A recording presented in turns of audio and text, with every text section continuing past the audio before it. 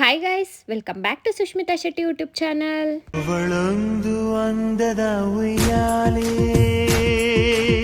Guys, ಇವತ್ತು ನಾವು ಮಸಾಲ ಅಕ್ಕಿ ರೊಟ್ಟಿನ ಹೇಗೆ ಮಾಡೋದು ಅಂತ ಹೇಳ್ಕೊಳ್ತೀನಿ.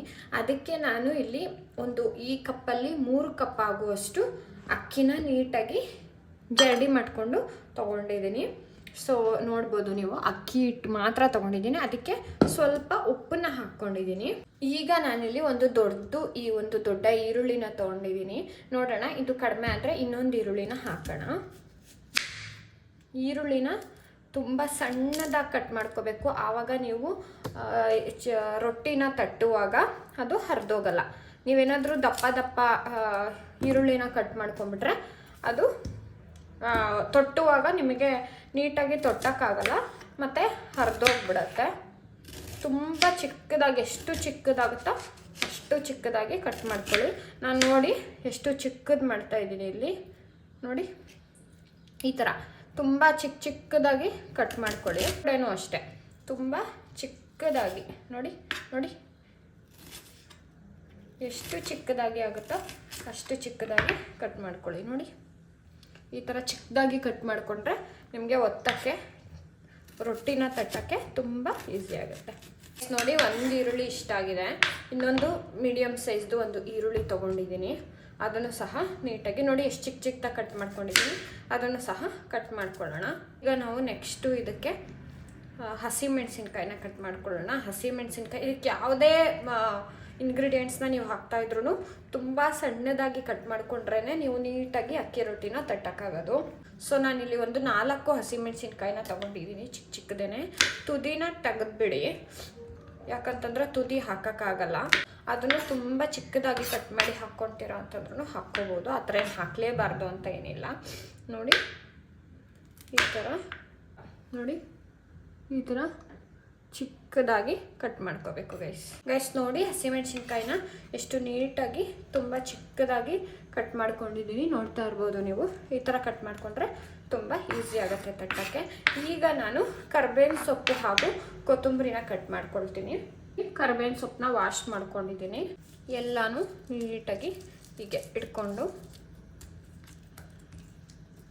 ಇದನ್ನು ಸಹ ಚಿಕ್ಕದಾಗಿ ಕಟ್ ಮಾಡ್ಕೊಳ್ಳಿ. ಈ ಥರ ಅದು ಉದ್ದದ ಬಂದಿರುತ್ತೆ. ಮತ್ತೆ ಒಂದು ಸಲ ನಾವು ಈ ಥರ ಚಾಪ್ ಮಾಡೋಣ. ಅದನ್ನು ಮತ್ತೆ ಇನ್ನೊಂದು ಸಲ ತೊಗೊಂಡು ಈ ಥರ ಕಟ್ ಮಾಡ್ಕೊಳ್ಳಿ ಗೈಸ್. ನೋಡಿ, ನಾನಿವಾಗ ಒಂದಿಷ್ಟು ಕೊತ್ತಂಬರಿನ ತೊಗೊಂಡಿದ್ದೀನಿ, ಸ್ವಲ್ಪನೇ, ತುಂಬ ಜಾಸ್ತಿ ಏನು ತೊಗೊಂಡಿಲ್ಲ. ಇದನ್ನು ಸಹ ನಾನು ಸ್ವಲ್ಪ ಈ ಥರ ಏನು ಅದು ದಂಟು ಬರುತ್ತೋ ಅದನ್ನೆಲ್ಲನೂ ನಾನು ತೆಗೆದ್ಬಿಟ್ಟಿದ್ದೀನಿ. ಅದು ಜಾಸ್ತಿ ಇದ್ದರೆ ನಾವು ಆಮೇಲೆ ಮತ್ತೆ ಅದು ದಪ್ಪ ಆಗಿ ರೊಟ್ಟಿನ ಒತ್ತಕ್ಕೆ ಕಷ್ಟ ಆಗುತ್ತೆ. ಸೊ ನಾವು ತುಂಬ ಚಿಕ್ಕದಾಗಿ ಕಟ್ ಮಾಡ್ಕೊಳ್ಳೋದು ಇದರಲ್ಲಿ ವೆರಿ ವೆರಿ ಇಂಪಾರ್ಟೆಂಟ್. ಈ ಥರ ಒಂದು ಸಲ ಮಾಡ್ಕೊಂಬಿಡಿ. ಅಕ್ಕಿ ಹಿಟ್ಟಿಗೆ ನಾವು ಏನೇನು ಕಟ್ ಮಾಡ್ಕೊಂಡಿದ್ವಿ ಅಲ್ವಾ, ಈ ಎಲ್ಲ ಇಂಗ್ರೀಡಿಯೆಂಟ್ಸ್ನು ಹಾಕ್ತಾ ಬರೋಣ. ಮೊದಲಿಗೆ ಈರುಳ್ಳಿ ಹಾಕ್ತಾಯಿದ್ದೀನಿ. ಇದನ್ನೇನು ಸಪ್ರೇಟ್ ಹಾಕಬೇಕು ಅಂತ ಏನಿಲ್ಲ, ಒಟ್ಟಿಗೆ ಹಾಕ್ಕೋಬೋದು. ಹಸಿಮೆಣಸಿನ್ಕಾಯಿ ಹಾಗೆ ಕೊತ್ತಂಬರಿ ಆ್ಯಂಡ್ ಕರಿಬೇವಿನ ಸೊಪ್ಪು. ಒಂದು ಸಲ ನೀರು ಹಾಕೋಕ್ಕೆ ಮುಂಚೆ ಮಿಕ್ಸ್ ಮಾಡ್ಕೊಳ್ಳೋಣ. ಈ ಥರ ಮಾಡಿದ್ರೆ ಈರುಳ್ಳಿನೂ ಸಹ ನೀಟಾಗಿ ಬಿಡಿ ಆಗುತ್ತೆ. ಮಿಕ್ಸ್ ಮಾಡಿಕೊಂಡ್ರೆ ನಿಮ್ಗೆ ಗೊತ್ತಾಗ್ತಾ ಹೋಗುತ್ತೆ. ಅದೇನಾದರೂ ಕಡಿಮೆ ಇದ್ದರೆ ಬೇಕಾದ್ರೆ ನೀವು ಇನ್ನೊಂದು ಸ್ವಲ್ಪ ಈರುಳ್ಳಿ ಆಗಲಿ, ಹಸಿಮೆಣಸಿನ್ಕಾಯಿ ಆಗಲಿ, ಕೊತ್ತಂಬರಿ ಆಗಲಿ ಮತ್ತೆ ಹಾಕ್ಕೋಬೋದು. ಈಗ ನಾವು ಇದಕ್ಕೆ ಸ್ವಲ್ಪನೇ ನೀರು ಹಾಕ್ತಾ ಕಲಿಸ್ಕೊಂಡು ಹೋಗೋಣ. ಇದಕ್ಕೆ ಬಿಸಿನೀರು ಹಾಕಬೇಕು ಅಂತ ಏನಿಲ್ಲ, ಇದಕ್ಕೆ ತಣ್ಣೀರು ಹಾಕಿದ್ರೇ ಸಾಕು. ಬಿಸಿನೀರು ಹಾಕಕ್ಕೆ ಹೋಗಬೇಡಿ, ತಣ್ಣೀರಲ್ಲೇ ತುಂಬ ಚೆನ್ನಾಗಿ ಬರುತ್ತೆ. ಸ್ವಲ್ಪನೇ ಹಾಕ್ಕೊಳ್ತಾ ಕಲಿಸ್ಕೊಂತ ಹೋಗೋಣ. ಕರೆಕ್ಟ್ ಕನ್ಸಿಸ್ಟೆನ್ಸಿ ಬರೋವರೆಗೂ ನೋಡಿ, ಈ ಥರ ಪುಡಿನೇ ಇರುತ್ತೆ. ಆವಾಗ ನಿಮಗೆ ಗೊತ್ತಾಗುತ್ತೆ ನೀರು ಎಲ್ಲಿವರೆಗೂ ಹಾಕಬೇಕು ಅಂತ. ಆಮೇಲೆ ಜಾಸ್ತಿನೂ ಹಾಕ್ಕೊಳಕ್ಕೆ ಹೋಗಬೇಡಿ ಗೈಸ್. ನೋಡಿ, ಇಷ್ಟು ಕನ್ಸಿಸ್ಟೆನ್ಸಿಯಲ್ಲಿ ಕಲಿಸ್ಕೊಂಡಿದ್ದೀನಿ. ಇದಕ್ಕೆ ನಾವು ಇವಾಗ ಎಣ್ಣೆ ಹಾಕ್ಕೊಳ್ಳೋಣ. ಎಣ್ಣೆ ಹಾಕ್ಕೊಂಡ್ರೆ ತುಂಬ ಸಾಫ್ಟ್ ಆಗುತ್ತೆ. ನೋಡಿ, ಒಂದು ಸ್ವಲ್ಪನೂ ಕೈಗೆ ಅಂಟುತ್ತಾನೆ ಇಲ್ಲ, ನೀಟಾಗಿದೆ. ಸೊ ಈ ಕನ್ಸಿಸ್ಟೆನ್ಸಿಯಲ್ಲಿ ಕಲಿಸ್ಕೊಂಡ್ರೆ ನಿಮಗೆ ತುಂಬ ನೀಟಾಗಿ ಬರುತ್ತೆ. ಸ್ವಲ್ಪ ಎಣ್ಣೆ ಹಾಕ್ಕೊಳ್ಳಿ,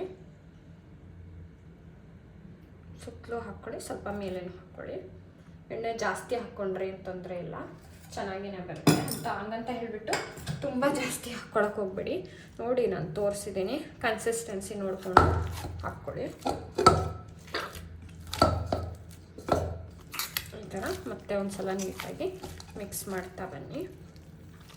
ಸೊ ದಟ್ ನಿಮಗೇನಾದರೂ ಸ್ವಲ್ಪ ತೆಳ್ಳಗಾಗಿ ಅಂಟಂಟು ಬರ್ತಾಯಿದ್ರು ಅದು ಸರಿ ಹೋಗುತ್ತೆ. ಎಣ್ಣೆ ಹಾಕಿದಾಗ ತುಪ್ಪನೂ ಮುರ್ಕೊಳ್ತಾ ಇಲ್ಲ, ಏನೂ ಇಲ್ಲ, ಕರೆಕ್ಟಾಗಿದೆ. ಸೊ ಇದನ್ನು ಒಂದು 10 ಮಿನಿಟ್ಸ್ ಬಿಡಿ, ಆನಂತರ ತಟ್ಕೋಬೋದು. ಇನ್ನೂ ಜಾಸ್ತಿ ಹೊತ್ತು ಬಿಟ್ರೂ ಏನು ಪ್ರಾಬ್ಲಮ್ ಇಲ್ಲ. ಮಿನಿಮಮ್ ಒಂದು 10-15 ಮಿನಿಟ್ಸ್ ಬಿಟ್ಟರೆ ಸಾಕು, ತೊಟ್ಟಕ್ಕೆ ರೆಡಿ ಆಗುತ್ತೆ. ನಾನು ಈಗ ಈ ಥರ ಒಂದು ಆಯಿಲ್ ಕವರ್ನ ತೊಗೊಂಡಿದ್ದೀನಿ. ಬಟರ್ ಪೇಪರ್ಗಿಂತ ಇದೇ ಜಾಸ್ತಿ ಕನ್ವೀನಿಯೆಂಟ್ ಆಗಿರುತ್ತೆ. ಸೊ ಅದಕ್ಕೋಸ್ಕರ ನಾನು ಇದನ್ನು ತೊಗೊಂಡಿದ್ದೀನಿ. ಸೊ ನೋಡಿ ಇಷ್ಟು ಬೇಕಾಗುತ್ತೆ, ಒಂದು ಹಿಡಿಯಷ್ಟು. ಇದನ್ನು ತೊಗೊಂಡು ಫಸ್ಟ್ ಈ ಥರ ಉಂಡೆ ಮಾಡ್ಕೊಳ್ಳಿ. ತೆಳ್ಳಗೆ ಬೇಕಂತಂದರೆ ತೆಳ್ಳಗೆ ತಟ್ಕೋಬೋದು. ಎಣ್ಣೆ ಈ ಫಸ್ಟ್ನೇದಕ್ಕೆ ಇದರಲ್ಲೇ ಇರೋದ್ರಿಂದ ಇದರಲ್ಲೇ ಸ್ವಲ್ಪ ಉಂಡೆ ಮಾಡಿಕೊಂಡು ನೀಟಾಗಿ ಹಿಂಗೆ ಒತ್ಕೊಳ್ತಾ ಹೋಗೋಣ.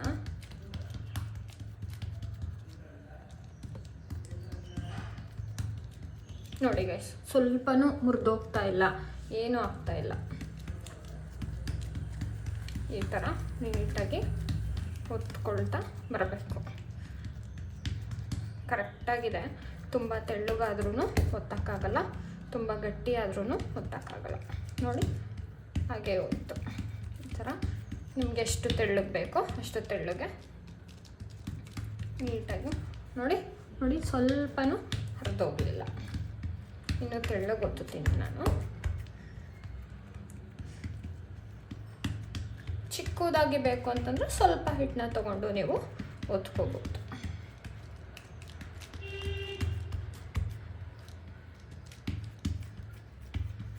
ನೋಡಿ ಎಲ್ಲಾದರೂ ಹರಿದೋಯ್ತಾ ನೋಡಿ, ಎಲ್ಲಾದರೂ ಹರಿದೋಯ್ತಾ ನೋಡಿ, ಒಂದು ಕಡೆನಾದರೂ ಹರಿದೋಯ್ತಾ ನೋಡಿ. ಎಷ್ಟು ದೊಡ್ಡದಾಗಿ ತಟ್ಟಿದ್ದೀನಿ. ಇದನ್ನು ಬೇಯಿಸ್ಕೊಳ್ಳೋದು ನೀಟಾಗಿ ಬೇಯಿಸ್ಕೋಬೇಕು. ನೋಡಿ ತಟ್ಟಿದಾಯಿತು, ಎಷ್ಟು ದೊಡ್ಡದಾಗಿ ತಟ್ಟಿದ್ದೀನಿ. ಈಗ ನಾವು ಇದನ್ನು ಸಮೇತ ಹಿಂಗೆ ತಗೊಂಡು ಹಿಂಗೆ ನೀಟಾಗಿ ಬಿಡಿಸ್ಕೋಬೇಕು. ನೋಡಿ ಏನೂ ಆಗಲಿಲ್ಲ. ಈಗ ನೋಡಿ ಕರೆಕ್ಟ್ ಸೈಜಲ್ಲಿದೆ. ಈ ಥರ ಮಾಡಿಕೊಂಡ್ರೆ ತುಂಬ ಚೆನ್ನಾಗಿರುತ್ತೆ. ಮೇಲೆ ಎಣ್ಣೆನ ಹಾಕ್ಕೊಳ್ಳಿ, ಬೇಯಕ್ಕೆ ಬಿಡಿ. ನೀಟಾಗಿ ತಿರುಗಿಸ್ತಾ ಇರಬೇಡಿ, ತಿರುಗಿಸ್ತಾ ಇದ್ದರೆ ಮತ್ತೆ ಮತ್ತೆ ಗಟ್ಟಿ ಆಗಿಬಿಡತ್ತೆ. ನೋಡಿ ಈ ಥರ ಇದ್ದರೆ ಅಷ್ಟೇ ಸಾಕು. ಎಷ್ಟು ನೀಟಾಗಿದೆ ನೋಡಿ ಗೈಸ್, ಎಷ್ಟು ಚೆನ್ನಾಗಿದೆ. ನೋಡ್ತಾ ಇದ್ರೇ ತಿನ್ನಬೇಕು ಅಂತ ಅನ್ನಿಸ್ತಾ ಇದೆ. ಸೊ ಕಂಪ್ಲೀಟಾಗಿ ಒಂದು ಕಡೆ ಬೇಯಕ್ಕೆ ಬಿಟ್ಟಿದ್ದಾದಮೇಲೆ ತೆಗಿತಾ ಇದ್ದೀನಿ ನಾನು. ನೋಡಿ ಇಷ್ಟು ಬೇಯಿಸಲಿಲ್ಲ ಅಂದ್ರೂ ಪರವಾಗಿಲ್ಲ, ಸ್ವಲ್ಪ ಬೇಯಿಸ್ಕೊಂಡ್ರೂ ಸಾಕು, ತುಂಬ ಚೆನ್ನಾಗಿರುತ್ತೆ ಟೇಸ್ಟು. ನೋಡಿ ಕಂಪ್ಲೀಟಾಗಿ ಎಣ್ಣೆ ಅಪ್ಲೈ ಮಾಡಿದ್ರೆ ಸಕ್ಕತ್ತಾಗಿರುತ್ತೆ. ಇದನ್ನು ಹಾಗೇನೂ ತಿನ್ಬೋದು ನೀವು, ಯಾವುದಾದ್ರೂ ಚಟ್ನಿ ಸಹ ಜೊತೆ ತಿನ್ಬೋದು. ನಾನಿವತ್ತು ಕೆಂಪು ಚಟ್ನಿನೂ ತುಂಬ ಚೆನ್ನಾಗಿರುತ್ತೆ. ನಾನಿವತ್ತು ಕಡಲೆಬೀಜ ಪ್ಲಸ್ ಕಾಯಿ ಚಟ್ನಿ ಜೊತೆ ತಿಂತಾಯಿದ್ದೀನಿ. ಅದ್ರ ರೆಸಿಪಿ ಬೇಕು ಅಂತಂದರೆ ಆಲ್ರೆಡಿ ನನ್ನ ಚಾನಲಲ್ಲಿ ಅಪ್ಲೋಡ್ ಆಗಿದೆ, ಹೋಗಿ ನೋಡಿ. ನೋಡಿ ಗೈಸ್, ಇವಾಗ ಈ ಕಡೆ ತಿರುಗಿಸ್ತಾ ಇದ್ದೀನಿ. ನೋಡಿ ಇಷ್ಟು ಬೆಂದರೆ ಸಾಕು, ಪರ್ಫೆಕ್ಟಾಗಿದೆ. ಇದನ್ನು ನಾವು ಸರ್ವ್ ಮಾಡ್ಕೊಳ್ಳೋಣ. ನೋಡಿ ಎಷ್ಟು ಚೆನ್ನಾಗಿದೆ, ವಾವ್ ಸಕ್ಕತ್ತಾಗಿದೆ ಅಲ್ವಾ ಗೈಸ್. ನೋಡಿ ಗೈಸ್, ಈಗ ಟೇಸ್ಟ್ ಮಾಡೋಣ ಬನ್ನಿ, ಹೆಂಗಿದೆ ಅಂತ ನೋಡೋಣ. ಎಷ್ಟು ಸ್ಮೂತಾಗಿದೆ ನೋಡಿ, ಎಷ್ಟು ಸ್ಮೂತಾಗಿದೆ, ಸಕ್ಕತ್ತಾಗಿದೆ. ಸ್ವಲ್ಪ ಕ್ರಿಸ್ಪಿ, ಸ್ವಲ್ಪ ಸ್ಮೂತ್, ಎರಡು ಮಿಕ್ಸ್ ಸಕ್ಕತ್ತಾಗಿದೆ. ಬಿಸಿ ಇದೆ, ಹಂಗೇನೂ ತಿನ್ಬೋದು. ನೋಡಿ ನೋಡಿ ನೋಡಿ, ಚಟ್ನಿ ಜೊತೆ ತಿಂತಾಯಿದ್ರೆ ವಾವ್ ಸಕ್ಕತ್ತಾಗಿದೆ ಗೈಸ್. ಗೈಸ್ ಟೇಸ್ಟ್ ಮಾತ್ರ ತುಂಬ ಚೆನ್ನಾಗಿತ್ತು. ನೀವು ಸಹ ಟ್ರೈ ಮಾಡಿ ಯಾವ ಥರ ಇತ್ತು ಅಂತ ಕಮೆಂಟ್ ಮೂಲಕ ತಿಳಿಸಿ. ವಿಡಿಯೋ ಇಷ್ಟ ಆಗಿದ್ರೆ please like, share, comment, subscribe ಮಾಡೋದನ್ನು ಮಾತ್ರ ಮರಿಬೇಡಿ. Subscribe to Sushmita Shetty YouTube channel. See you in the next video. Thank you guys.